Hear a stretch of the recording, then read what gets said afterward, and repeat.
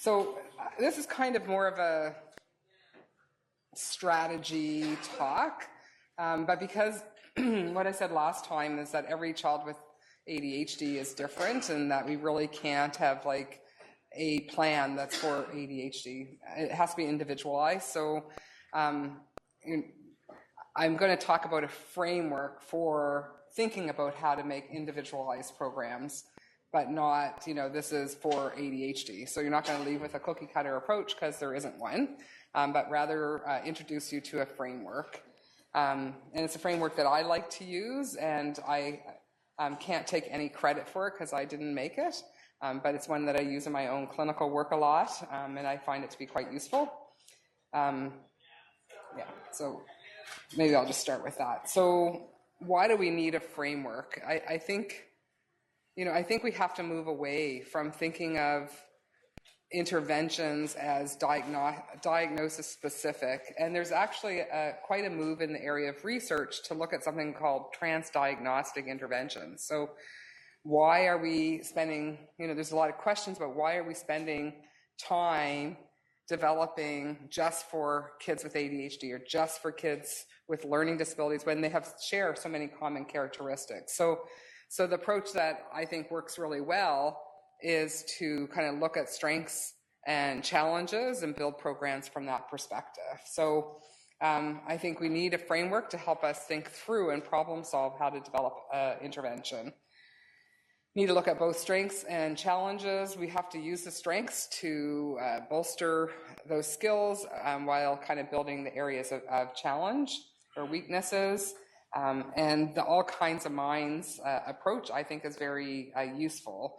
It's really based on research. It has a way of understanding, assessing, and intervening with children who have attention and learning challenges.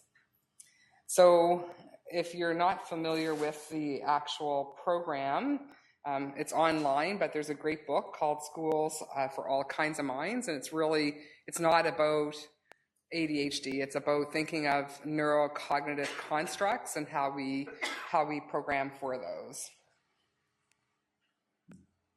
So it's a neurodevelopmental framework, and just basically meaning that we see these as brain-based problems and that they change, that there's some development that happens, so things can change over time.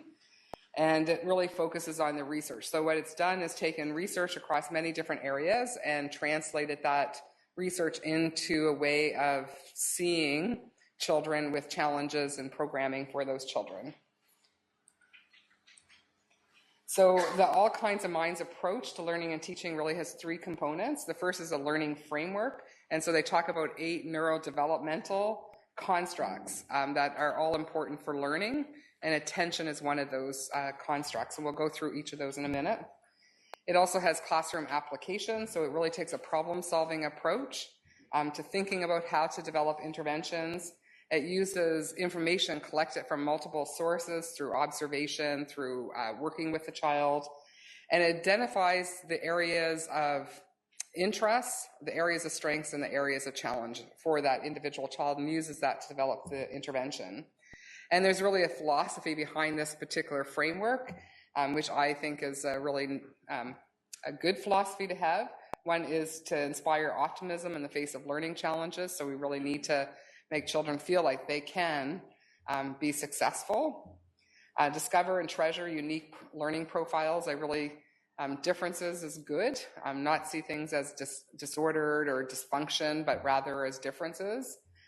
Eliminate all humiliation, blaming, and labeling. So this is a really non-categorical approach. It's not about diagnosing kids. It's about intervention development. Using strengths and affinities or interests and skills, and empowering the kids.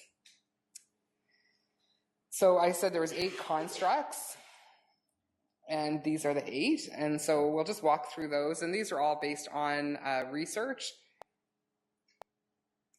And I have liberally lifted from their website, so I will put that out now.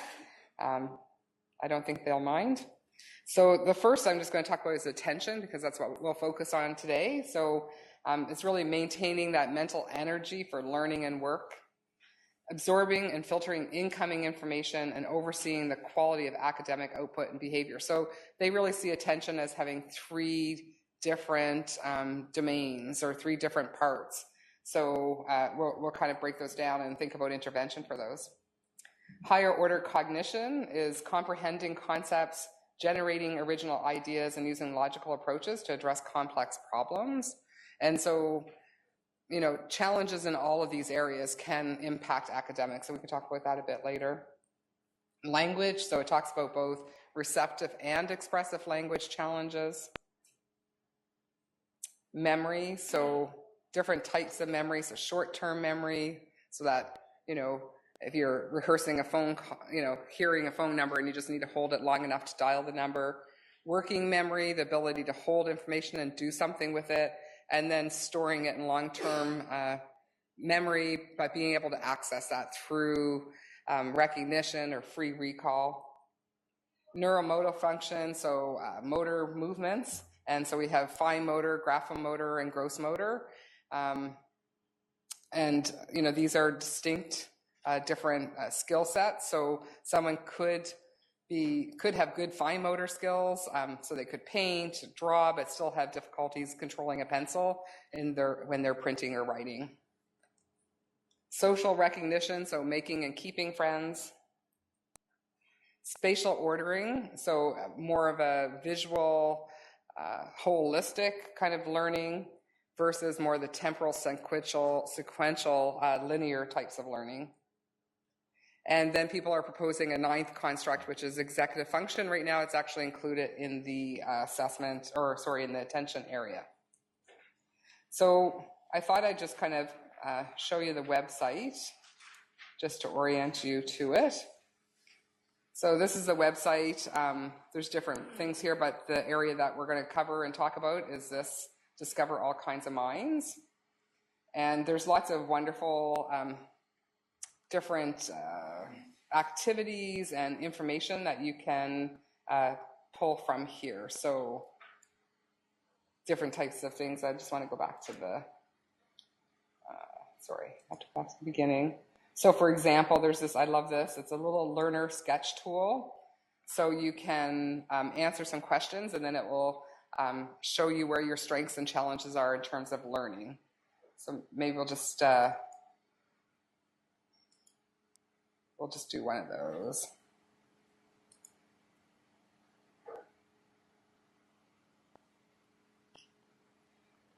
So it comes up with different statements, and you have to sort the statements into something that's good for you or not so good for you. Does anybody want to be the guinea pig? We'll see your learning. I did mine last night. Anybody willing? Sure. Okay, great. Okay, so they'll come up. So let's get started. Okay, I easily recall shapes, symbols, and images. I routinely think through something I'm working on, take my time, and check my work. I can mentally juggle lots of information and many ideas at the same time.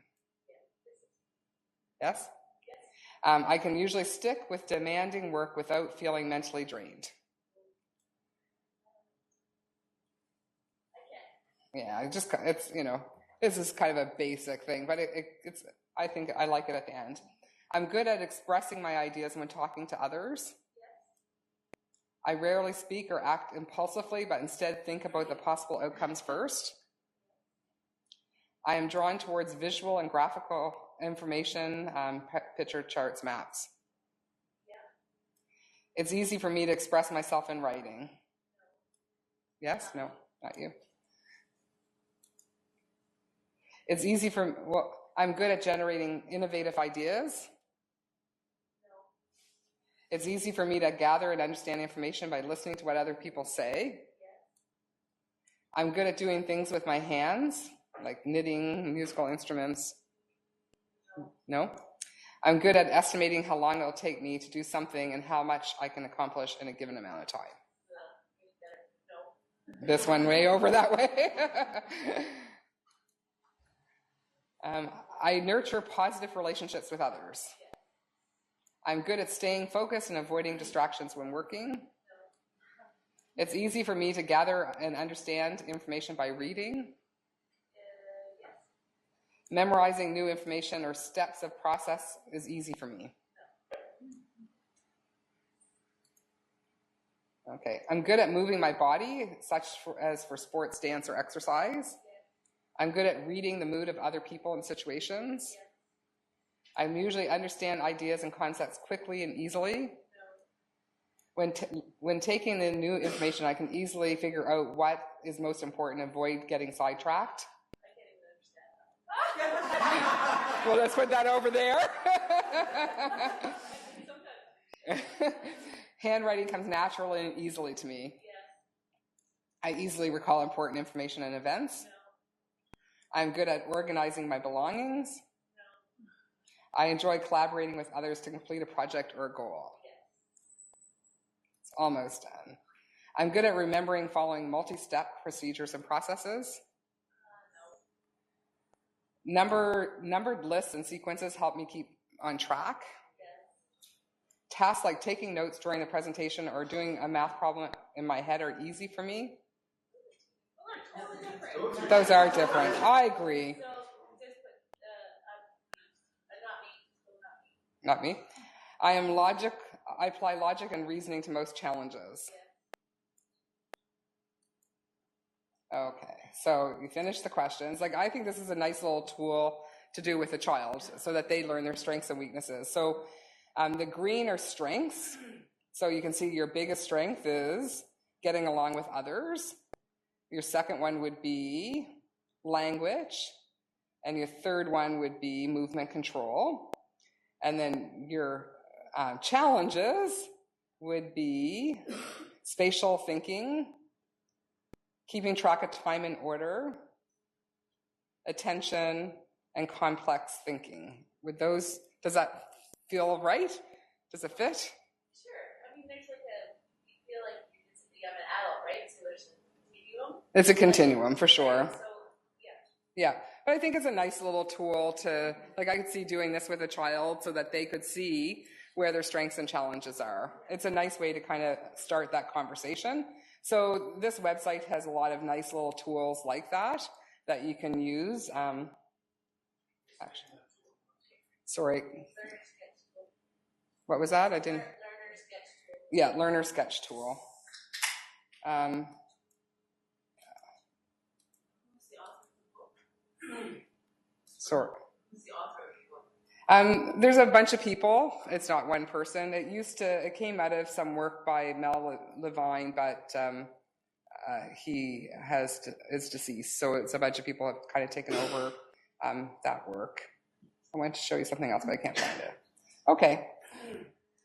So I wanted to focus more on attention, and there's a whole module that you could do to learn more about that, but I'll just kind of walk you through it. So first of all, they really promote the idea that the intervention needs to be multifaceted, individualized, proactive, and collaborative. It's really important to have the youth, the school, the education team, and home involved.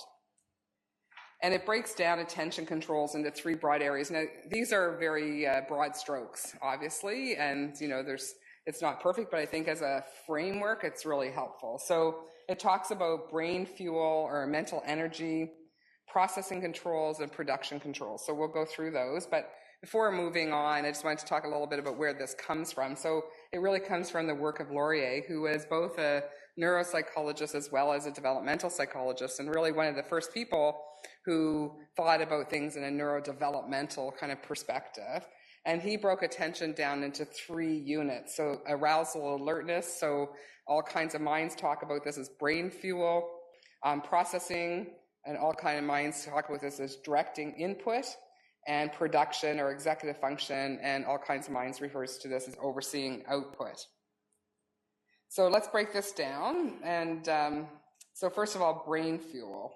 So at the top are kind of more lay terms for what it is, and at the bottom are some of the more specific terms. So brain fuel or brain energy allows you to concentrate, to get your work done, to kind of be steady and ready to do work, to maintain your effort, to actively engage when you're reading or listening, and to be able to regulate your wake-sleep cycle.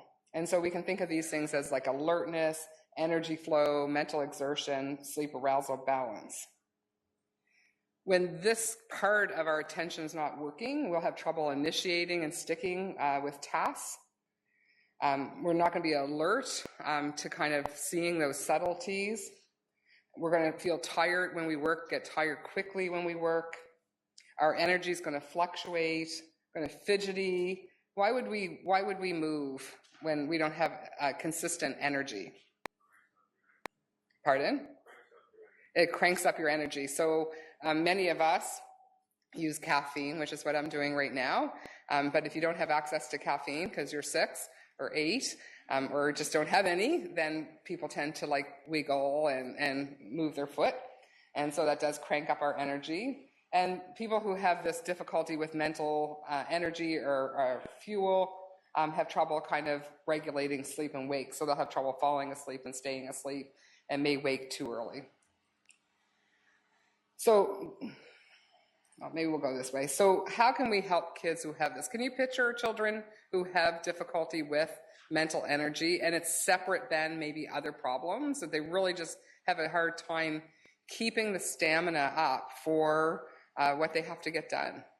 And what we can do is we can kind of change modalities, make it more energizing, more exciting at some way, allow for movement so that we can help them regulate their energy level, create breaks. So, going down to drop something off at the principal's office or what have you. We can pair them with a partner to help maintain their alertness.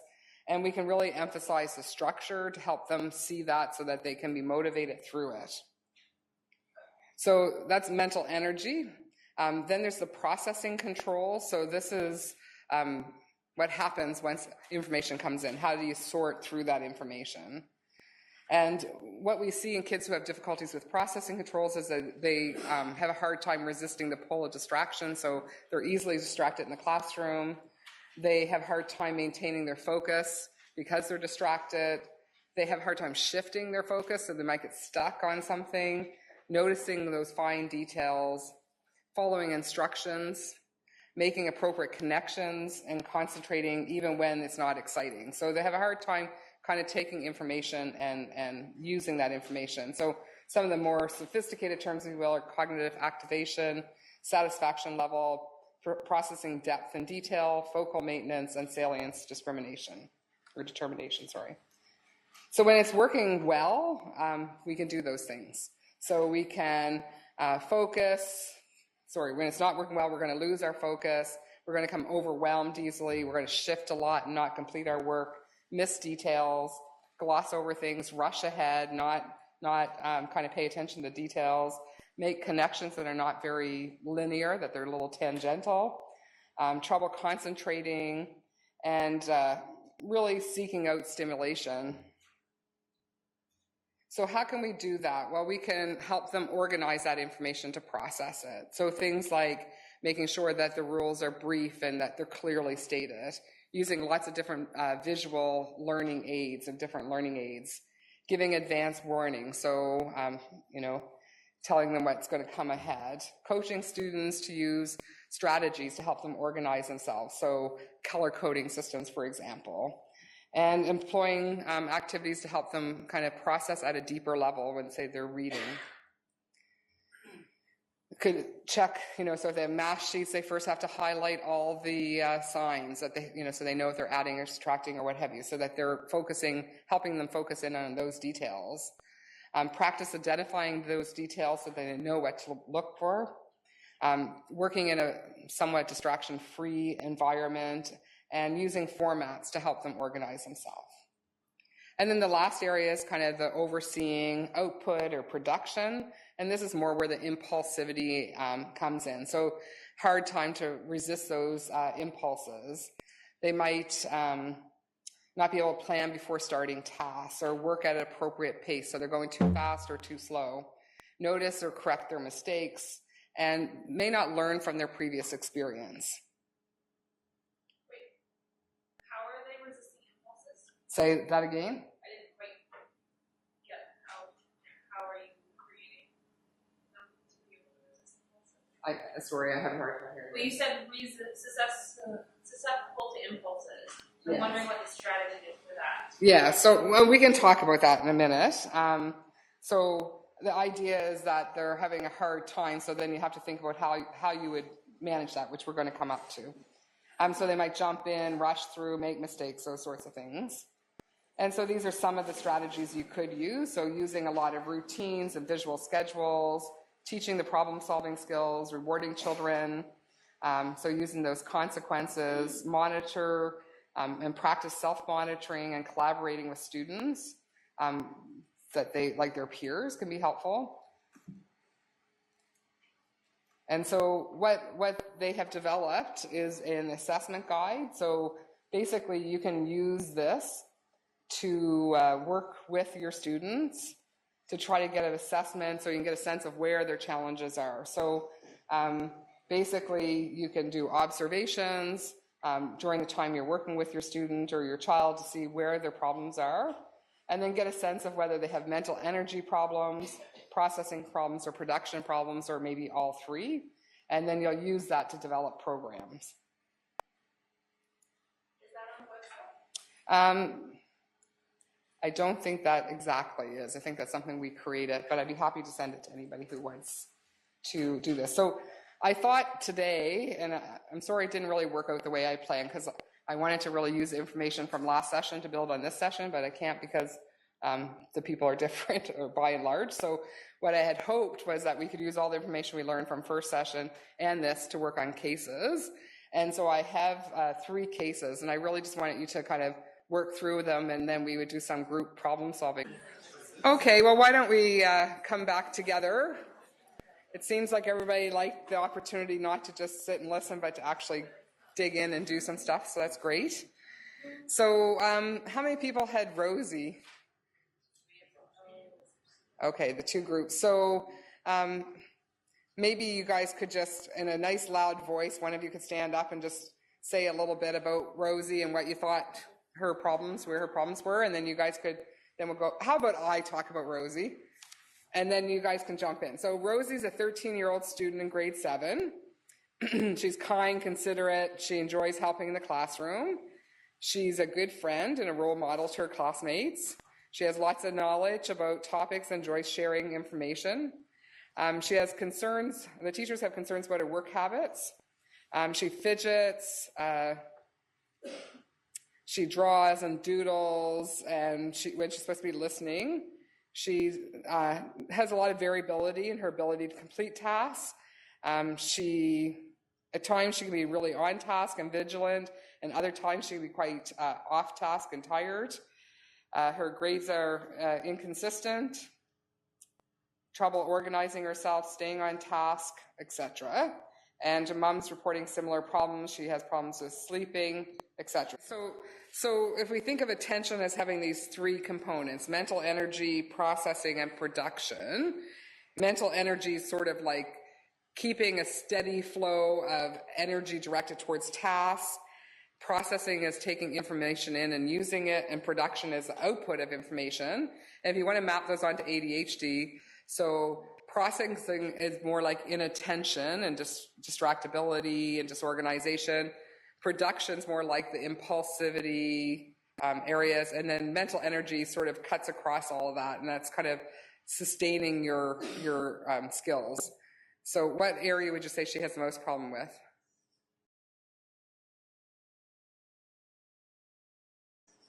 Maybe her brain fuel is leading to output problems. Exactly, right. Okay, so it sounds like brain fuel or mental energy is her primary problem, but that has this cascading effect. Yeah. And did you guys feel the same way? Yes? Okay, good. Thumbs up. So maybe you could just give some strategies that if you conceptualize her attention problems in that way, what might you do to help her? And I always remember a teacher telling me that he kept those concepts that were hard for this particular student to learn for those days. And so when she had one of those times that she was on and focused, then give her those challenging things, but then have variety so you can kind of match onto her arousal level, if you will. Yeah, that's a great idea. Yeah, so we were talking in the last session about using, things to increase behavior, increase learning. So using those reinforcers to keep her motivation up. Yeah. So what do you think? What are some of the key things that make someone inconsistent in their level of energy, in their level of vigilance, and their level of arousal? Interest, really important. What? Eating well, yeah. What else? Sleep. What? Could be that. Yeah, there could be some of that. And movement. So when I think of these areas, like I think we can think of lots of things, but really think about if this child is having her most difficulties with mental energy, what are some of the key things we can do? And I think this is one of the challenges we have with developing programs is that we think of lots of different things, but we really have to, because it's hard to, I mean, for those of you that are teachers, it's hard to do everything in the classroom, right? When you have 20 some other students or, however many you might have. So really hone in on what's going to make the biggest difference. And so I think for this girl, making sure she's sleeping well, she comes to school ready for learning, and that she gets to move and keep that level of energy up during the day will be really critical. And I think with all of these things, children often need externals first to help them, because especially when you have attention problems, it's hard to reflect on your internal state. And so sometimes we need to give them external ways of doing that so that she's thinking about those things. But I think ultimately that's what you want her to be able to regulate that herself, right? And I think when you're developing a program, you should always be thinking of, in the long term, what would this look like? And it's always to move something that's external, that maybe you're going to, as a teacher or parent, going to support the child, to something that they can do themselves. And so that should always be our goal. So what about Ben? Who had Ben? Just raise your hand. Oh, you're it. Oh, good. A couple people. Okay, so you can read about Ben up there, but Ben's kind of a daydreamer. He's distracted. Everybody says he's not living up to his potential, but he has a lot of good strengths too. He's athletic. He has friends. He's not particularly impulsive or restless. It's really daydreaming and not meeting his potential. So what area did you think, if you think of those three broad attentional areas, where did you think his most problems were? With the processing? Yeah, absolutely. So in terms of his being able to kind of filter and see, concentrate on the differences of things, saliency, that sort of thing. So what did you think you could do to help him in the classroom?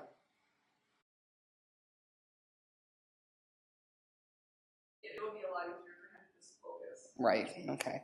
And so interesting thinking about medication, because the medication really helps to stabilize that mental energy as well as to focus in attention. So it can really help for both of those, but you need those other strategies. It's not good enough just to have energy and to be focused, because you have to know what to focus on when, and you have to apply yourself. So that's the problem with medication, isn't it? It helps you focus really well, but it doesn't tell you what to focus on. Exactly. So I mean, when we talked about last session, thinking of it as a window of opportunity, right? So they're ready, but you do still have to do these other things. So it's not good enough. And I see this over and over in schools where the child's on medication and then, they're no longer the squeaky wheel, right? And so sometimes we can back off because there's lots of other challenging things to focus on. Yeah. So you really have to do that assessment piece to know where they are and what you need to fill in, right? Because I agree that, when you're inattentive, you're missing. And I think, Rosemary, you had said there was a number that you presented, but they miss a lot of information. About 20%. So you're going to have to fill those gaps for sure. And in the last session, we talked about really that when a child's diagnosed, the first thing that needs to happen is education. So the parent, the educators, and the child, depending on their age, really need to be educated about what ADHD is, what these different treatments can do for them. And I think that we often skip that step, like you were saying. Just back to Ben. So did you have who was it? You guys? But yeah. Other ideas about how to help them? That's as far as we got. Okay, good. And you had more? Yeah, regular non-electronic breaks. Right. And I think for children who have these processing difficulties, they also sometimes have a difficulty shifting off. So they will get locked on, and then you're going to end up with some behavioral challenges, getting them to reorient to what they were supposed to do. So those breaks don't work in those situations. I just want to move on very quickly. So Todd, who had Todd? Did you agree production is the main problem for Todd? Is that right? Yeah, but that's kind of an impulse regulation, I think, is at the core of those. And so what kind of things, just maybe like say two, because I have a couple other things I wanted to cover. Body movement would be good for him. Just like sleeping, like or lack of energy is not a thing for him. It's more he's got so much of it. Right. So chunking throughout the day and having like these times where start off in the morning and run around school and right. Little body breaks through, like interspersed. Yeah, I think that's a great idea. So we're kind of out of time, but I mean, this framework is a simplistic framework at some level, but for me, knowing if a child has ADHD or not doesn't really help me develop a program, but thinking about it along these lines will. And my main goal was just to introduce you to All Kinds of Minds framework.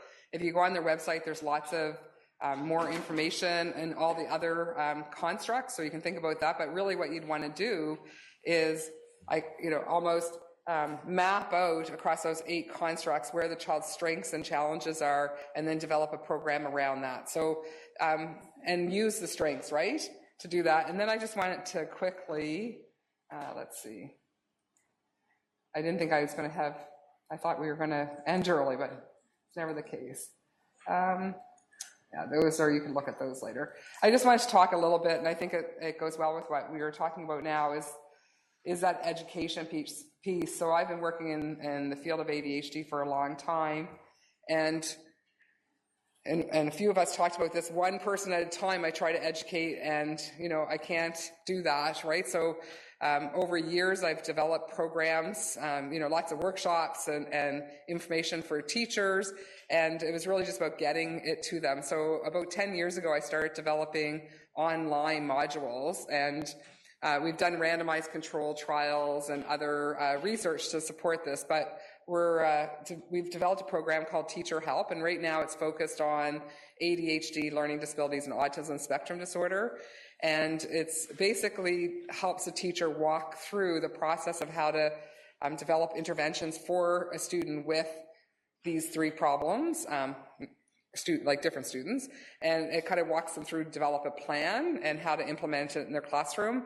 And we're trying to recruit school boards across Canada to participate. And my goal is that ultimately all teachers would have this information at their fingertips. So if a child comes into their classroom, they can just go to this and look up ADHD. They don't have to wait to like in Nova Scotia, they have October 26th is the professional development day. That's it.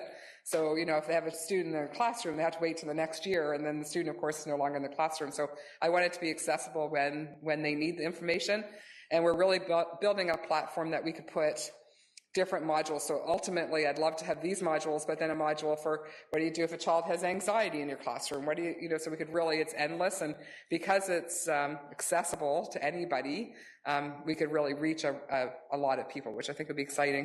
Does it have a cost to join this website for the school board, for the schools, for parents? Yeah, so right now it's still a research study, so it's free. And you can read about it, but there's what has to happen. We have a video that describes the program. You get to see a little bit about it, that sort of thing. And ultimately, the goal is a very, I made a program like this, and once my research grant was over, the program died, right? Because I can't single-handedly keep it up. So the goal is I'm working with a company, and they sell these modules for like 50 cents a module, $1. So keep the costs really low, but if we spread it wide, that would at least be able to keep it new and fresh and adding new content. So that's kind of my ultimate goal. So if you know any school boards that might be interested, feel free to email me. But I think I share, and I think all of you share the same view, that really it has to start with knowledge about what ADHD is and how to do good intervention planning. Is the website also bilingual or just in English? Yeah, it's being translated right now, and the whole program is going to be in French as well. Yeah. Penny, just out of curiosity, is your email address somewhere in the I don't know, but it's just penny.corkum, CORKUM, at Del, like Dalhousie, DAL.ca. If you just put my name, Penny Corkum, into a thing, it'll probably come up and say it, or just go to Teacher Help and you'll find us there. And it is, well, that says 5 o'clock, but I don't think it's that late. I think it's 4. Is that when we're supposed to end? I believe so. Well, thank you very much, and I hope that at least now you have some sort of framework.